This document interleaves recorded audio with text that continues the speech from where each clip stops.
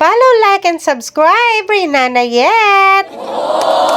So, after nga namin mag-fellowship ng mga co-teachers ko sa church, ay nag-volunteer na ako. After ko mag-volunteer, dali-dali umuwi para makapagluto ng dinner, sinigang sa miso yan, fried chicken pa yan.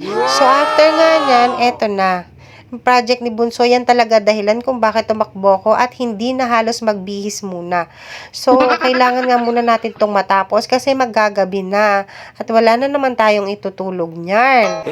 Tapos, hahalukayin ko pa yung mga damit para mamlansya. Hanapin ko yung mga uniform nila at mga gagamitin nila para bukas. O, diba? Ganyan tayo mga reyna ng tahanan. So, shout out sa mga reyna ng tahanan dyan. Mabuhay tayong lahat. Yehey! So, ayan nga.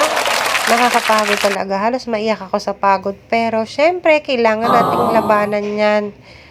Ganyan naman talaga tayo. Parang kinrate na yata talaga ang mga nanay para maging alila, charot. Ay, bahala na. Bahala na kayo humusga. So, yun nga.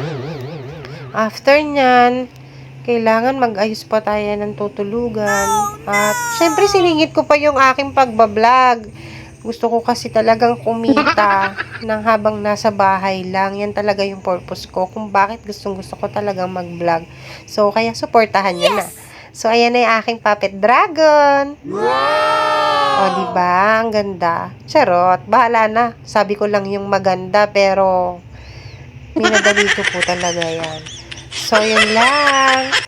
Thank you for watching mga kareynanay. Sana nagustuhan yung aking video. Kahit madaldal ako araw-araw. Panoorin nyo pa rin. Ha? Please, see you next vlog. Thank you for watching. Bye!